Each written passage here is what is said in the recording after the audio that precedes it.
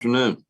I'm Rick Gentry, Chair of the Board of SDHC Building Opportunities Incorporated, a nonprofit affiliate of the San Diego Housing Commission. It is 12:01 on August the 10th, 2021, and I'm calling to order the special meeting of the board. Please bear with me. I'm going to be doing a bunch of reading as we get the meeting started. The process we're using for today's meeting is authorized by Governor Gavin Newsom's Executive Order N-08-21, which suspends certain requirements of the Ralph M. Brown Act due to the COVID-19 public health emergency. The meeting is occurring by video conference with all board members, general counsel, and staff participating by video. For the record, I'll ask each of our board members to indicate your presence when I say your name. Jeff Davis. Here. Suket Dayal. Here. And Rick Gentry, I'm here. That makes the three-person board. No members of the public are in attendance.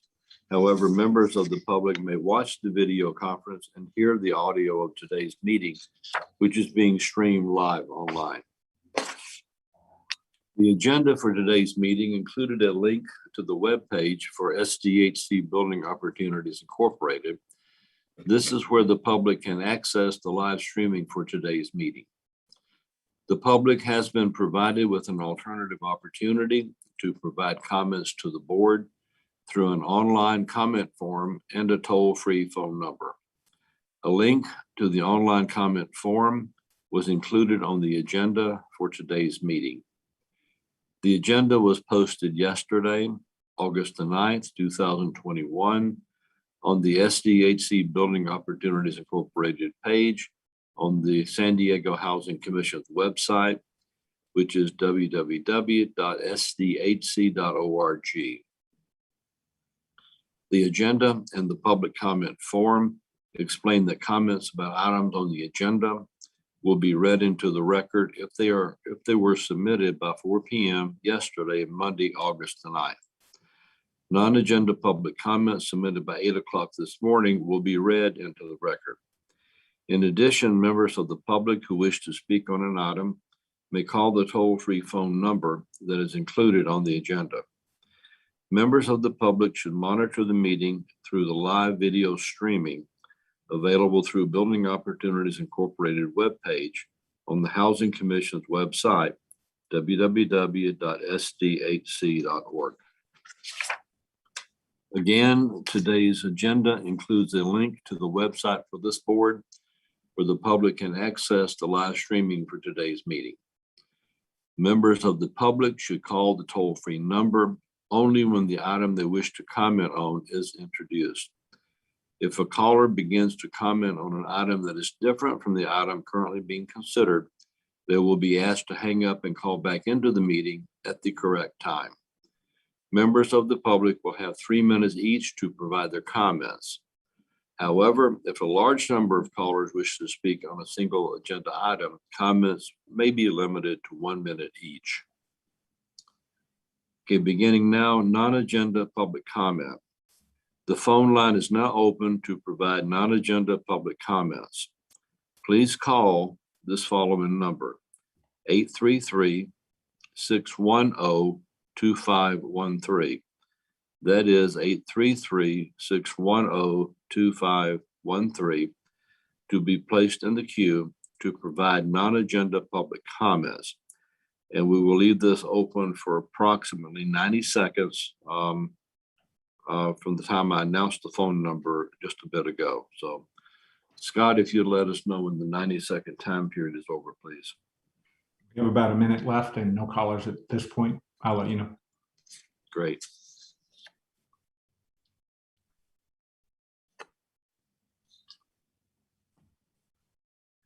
This is the time when members of the public may provide comments to this board about topics that are not on today's agenda, but involve a subject within the board's area of responsibility.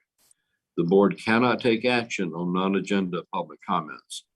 The number again is 833-610-2513. No written non-agenda public comments were submitted for today's meeting. And again, I'll ask Scott to let us know when the 90 seconds has transpired.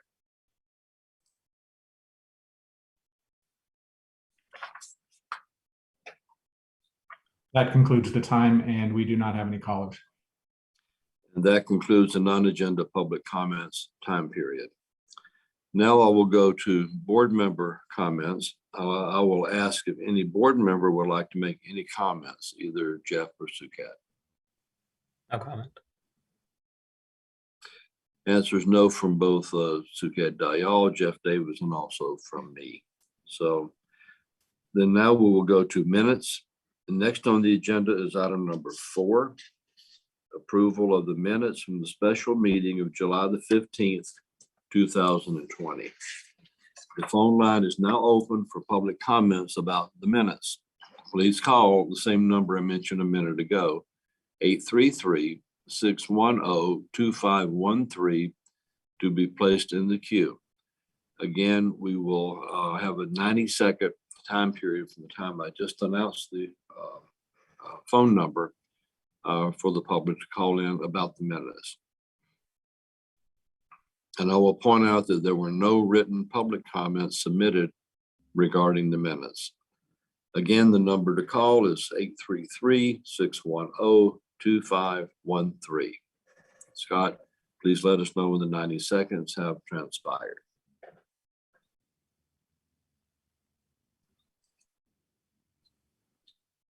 We have about 45 seconds left.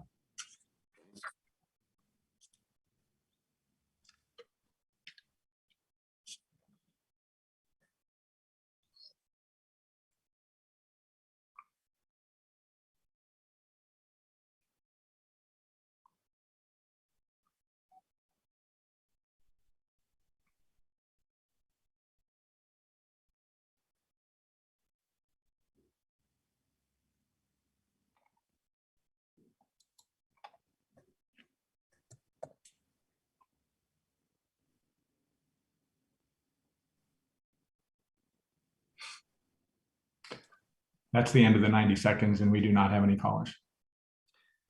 Thank you, Scott. This concludes the public comment period for the minutes. Do any board members wish to make any changes to the minutes, or do I have a motion? I move to approve the minutes. We have a motion. Do we have a second? I second.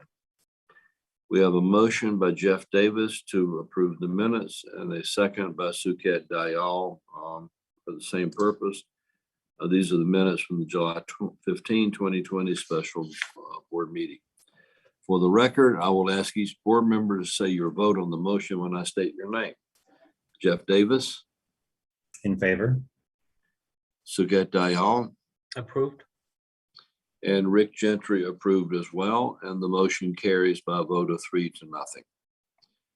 We will now move to item number 5, which is the financial and programmatic informational report for fiscal year 2021.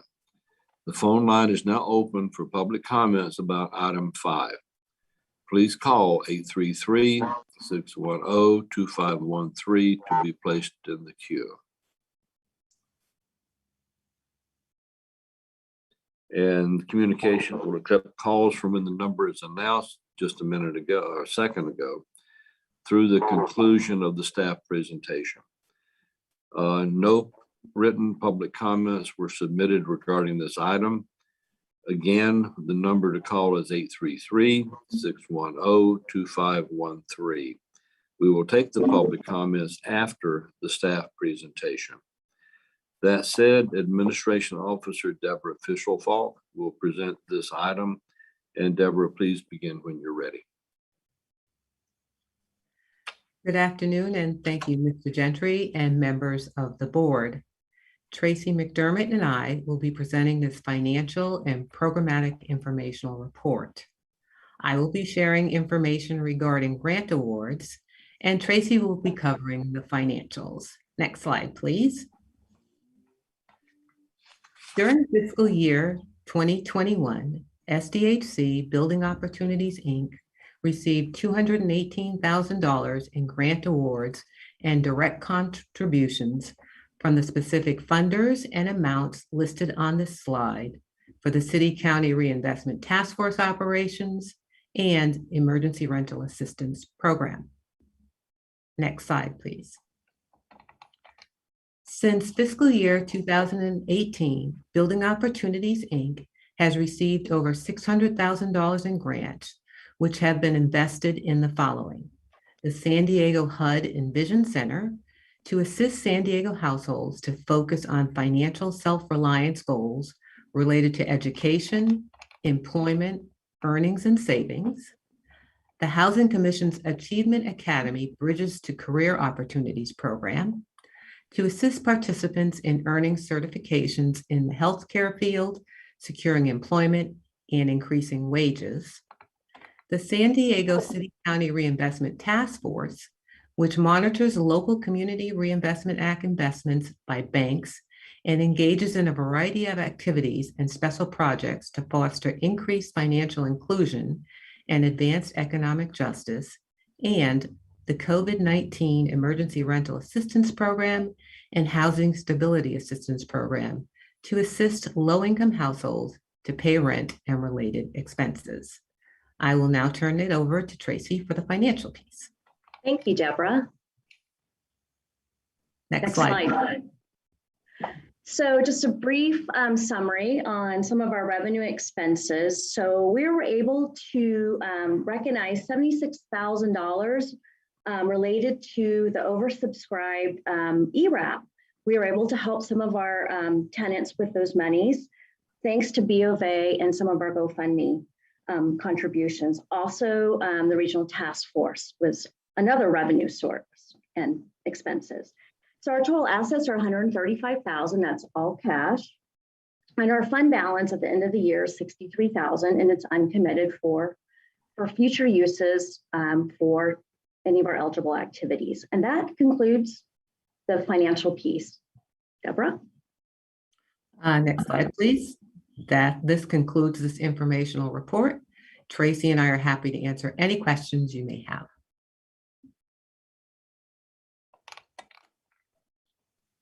Thank you for that report. And we will now take any public comments from callers who might have called in on this item. Scott, do we have any callers? We do not have any callers on this item. Then this concludes the public comment period for item number 5. Let me ask board members, Jeff and Suket, do you have questions or comments on this item? No questions. Thank you, Deborah and Tracy. Ditto. No questions. Thank you. Now, you know I'm not going to let something go without commenting on it. So just a couple of things. You would think that in a budget of $604 million, which is our upcoming fiscal year, and near that for the last fiscal year, this would seem to be not a lot, but every little bit helps. And I think that the success we've had in attracting contributions from the public, philanthropic contributions, is a measure of success, whatever the amount. And this is the kind of funding that gives us some latitude and flexibility, like with the ERAP program that Deborah mentioned a while ago, that allows us to fill in some gaps where they are not filled by programmatic monies.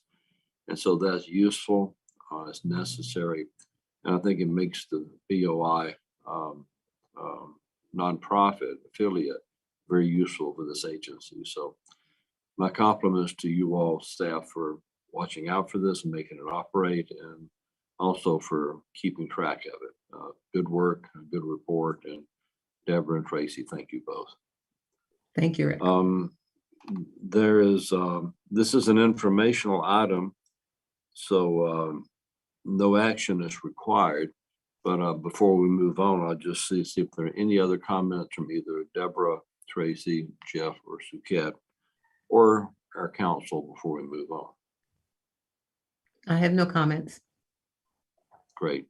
Okay. Let's go to item number 6. The Secretary of State filing. The phone line is now open for public comments about item number 6. Please call, again, the same phone number, 833-610-2513, to be placed in this queue. And we will accept calls from when this number was just announced through the conclusion of the staff presentation.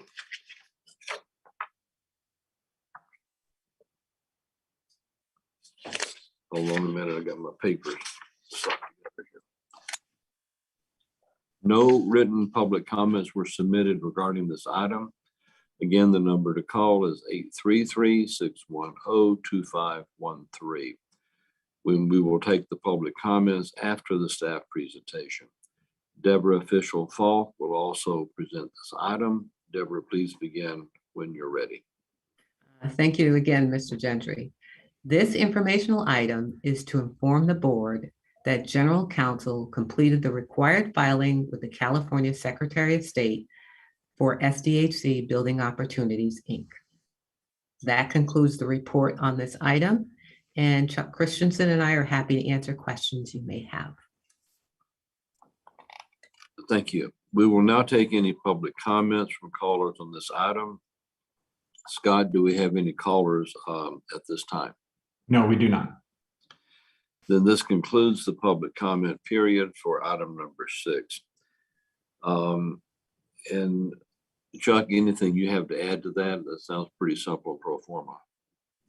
Yeah, yes, it is. It was a pro forma required filing and it went without a hitch.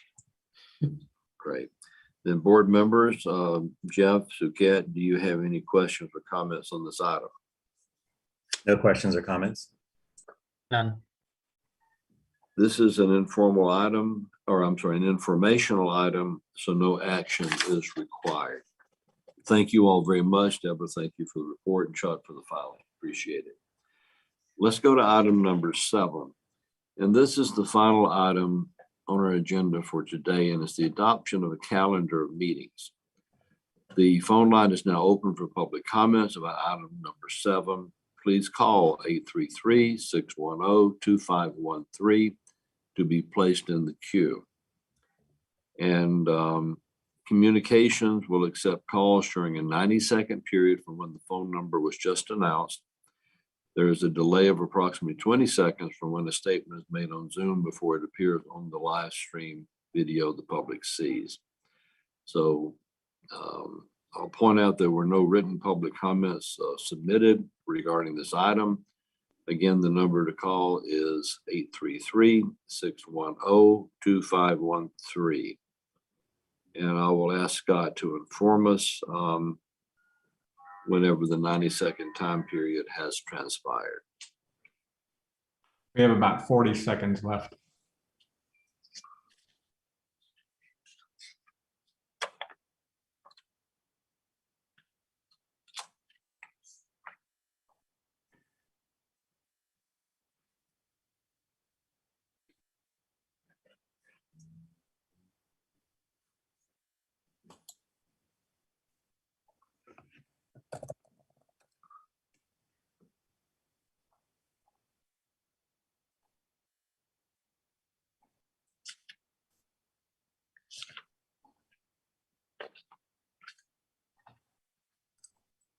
That concludes the 90 seconds and we do not have any callers. Okay, Scott, thank you.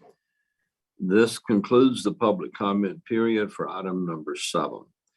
We will need to schedule at least one meeting of this board annually, and the board can schedule our next meeting now, or we can wait and schedule it at a later time. Let me ask the board members, Jeff and Suket, what your preference or your opinion or your ideas might be over whether we should schedule something now or wait till later to do it. Well, I'd like to thank Deborah, Scott, Tracy, and their teams for making this board meeting so polished and easy for us to do. I'm wondering if Deborah has a recommendation, or if not, should we just do it again for August 10th of next year? Deborah, do you have a recommendation? Well, we would recommend that you schedule your annual meeting once during the calendar year, either in July or August. I think we can do it as broad as that and not actually state a date, so that we can make a determination based on everybody's schedule during that time frame when to have the meeting. And we don't see a need to have any additional meetings, and we will advise the board if there is a need for an additional meeting, and we'll schedule it accordingly based on your schedules.